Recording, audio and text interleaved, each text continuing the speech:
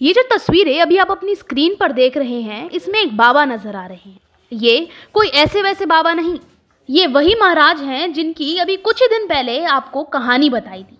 जी हाँ, इनका नाम है कृपालू महाराज, जो कि ऋषिकेश गुमानीवाला के रूसा फार्म में भैरव भवानी मंदिर में भैरव बाबा के उपासक हैं। हमने आपको बताया था कि किस तरीके से ये चावल देकर लोगों की समस्याओं को भांपते हैं और फिर उनकी समस्याओं का समाधान देते हैं। इसी के साथ हमने ये भी बताया था कि किस तरीके से ये लोगों पे लगे हुए भूत पिशाच को मिनटों में छुमंतर कर देते हैं। हमने ये भी बताया था कि किस तरीके से इनके ऊपर पिछले 30 वर्षों से लगातार भैरव बाबा अवतरित होते हैं और सभी लोगों की समस्याएं हर लेते हैं। मगर इन तस्वीरों में अब आप कृपालू महाराज को एक गौ प्रेमी के रूप में भी देख पा रहे होंगे। जी हाँ, कृपालू महाराज एक गौ प्रेमी भी हैं, जो कि लोगों की समस्याएं तो हरते हैं, लेकिन इसी के साथ जो सड़कों पे आवारा पशु घूमते हैं, जिनके चोट लग जाती है या फिर किसी तकलीफ में होते हैं, तो ये उन पशुओं की विपदा को भी हर लेते हैं। इनके पास कई गायें हैं, पर आज इस वीडियो के माध्यम से हम ये भी समझते हैं कि आखिर कैसे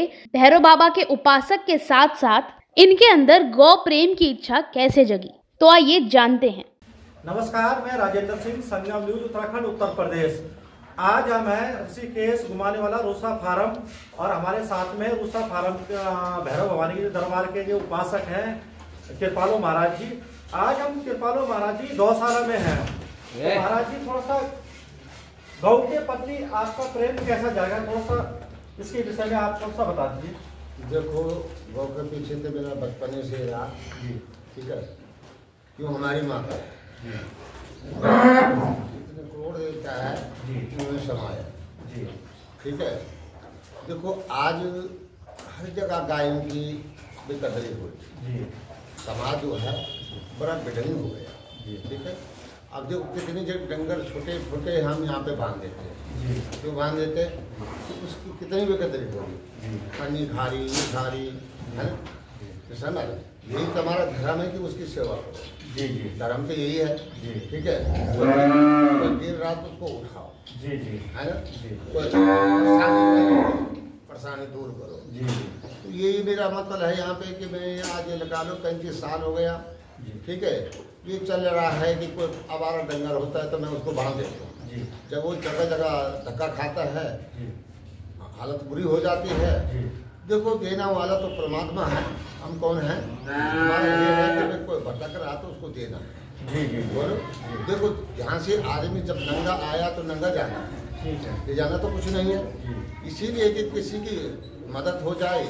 गाय है, ये हमारी माता है, हमारी माता है, तो भाई इसको हमारा धर्म ये है कि उसकी रक्षा करना है। हमें मेरा एक ही धर्म रहा कि जो भी गाय पशु गली गली में धक्का खा रहे, लोग डंडा मारते हैं, है ना, तो उसी के लिए हमारा ये कर रखा कि भाई उसकी रक्षा करना हमारा धर्म है। आज हम धर्म नहीं, हमारा धर्म नहीं है तो हम कैसे पालन करेंगे उसका, बोलो। सच्चा तो यही है कि हमारा सनातन है, ठीक है, आज से नहीं अनंत से, समझे बात को। तो ये आज नहीं है कि आज से हो रहा, ठीक है, अनंत से है। तो ये हमारा सवाल है कि यहाँ पे जो भी है, हमको हमारा डंगर होता है तो मैं उसको बांध देता हूँ, हर जिसको वालों को बोलता है। जैसे आपने कहा कि जैसे हमारा डंगर होता है तो मैं उसे बांध लेता हूँ। जैसे लोग, होता क्या है कि गाय जब तक दूध देती है तब तक लोग उसका पालन पोषण करते हैं, पर जैसे उसने दूध बंद कर देता है तो वो छोड़ देते हैं। तो इसके विषय में क्या कहना चाहते हैं महाराज जी आप? तो गलत है ना। देखो, तुम अपने बच्चों को छोड़ दो, ठीक है, जब बुढ़ा हो गए तो उसको छोड़ दो। देखो, धर्म तो यही कहता है कि देखो हमारा धर्म क्या है, सनातन, ठीक है। ये हमारा धर्म इसलिए है कि उसकी रक्षा करना हमारा धर्म, समझ गए। अब कोई अब दूध पी लिया, डंगर छोड़ दिया, अब गली गली में क्या क्या नहीं खा रहा, मैला खा रहा, कुचैला खा रहा, जब उसको भूख लगी तो खाएगा, है ना। तो हमारा यही मार्ग है कि भाई उसको बचाओ, ठीक है। धर्म हमारा ये कि हम उसको बचाना है, ठीक है। अब लोगों की सोच है, देखो हमारा ये है कि ऐसा काम ना करें, ठीक है। तो गौ माता है तो उसकी बेइज्जती मत करो, ठीक है। हमारा धर्म ये है कि उसकी रक्षा करना, हमारा धर्म है कि नहीं, धर्म है। तो हमारा यही मकसद है कि भाई कोई भी डंगर हमारा है तो उसको हम खा सकते हैं। क्यों बांधते कि उसकी कितनी बेकदरी हो, है ना। तो इसीलिए हमारा ये यहाँ पे मार्ग है। लोग दुनिया क्या कहते यहाँ पे गौशाला घर का मेरा अगल बगल मकान है, तो लोग कहते हैं हाँ जी यहाँ पे गौशाला है, फिर भी बांधो, उसकी सेवा करो। बोलो, जिसे हमने दूध पिया वो गलत कैसे हो गया? बोलो, हम उसका दूध पी रहे हैं, हम हमारे बच्चों का पालन कर रहे हैं, बोलो तो उसको क्यों छोड़ते? जैसे तुम अपने बच्चों का पालन करते हो उसको भी पालन करो, क्यों छोड़ते? बोलो, जब तुमने दूध पी लिया, आनंद ले लिया, और जब तुम्हारा दूध खत्म हो गया तो तुमने छोड़ दिया।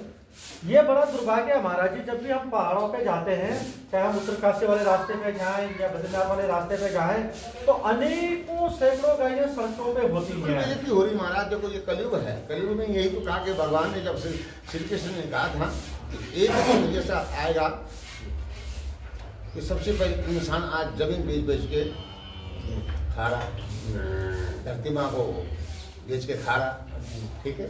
दूसरा धर्म हमारा गाँव का है, तीसरा धर्म हमारा माँ बाप का, ठीक है।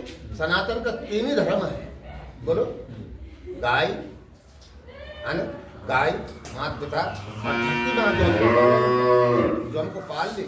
बोलो, इसी की बेइज्जती कर रहे लोग, अब उसको बंजर छोड़ गए तो उसमें कितनी दिक्कत होती है ना। तो भाई उसको मत करो।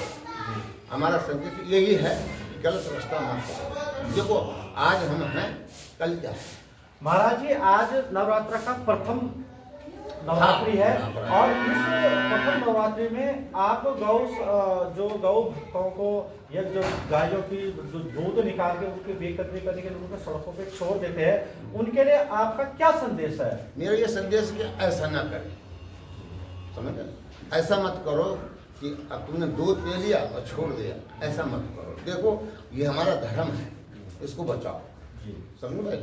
गाय की जगह जगह धक्का खा रही, मैला कुचैला खा रही, है ना। अब भूख लगी है तो भूख में तो आदमी सब कुछ खाता है ना।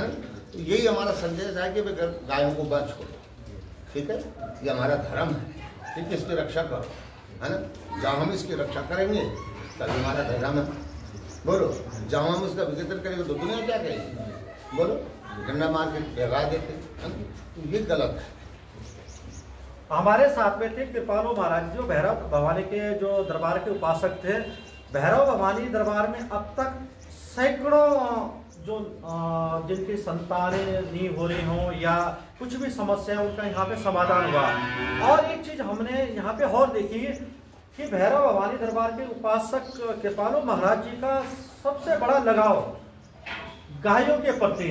हाँ, गाय तो देखो हमारी माता है, ठीक है, जो हमको पालन करती है, दूध देती है, हमारे बच्चों को पालन करती है, और तब हम उसको सड़क में छोड़े, ये तो दुर्भाग्य की बात है ना। दुर्भाग्य तो है।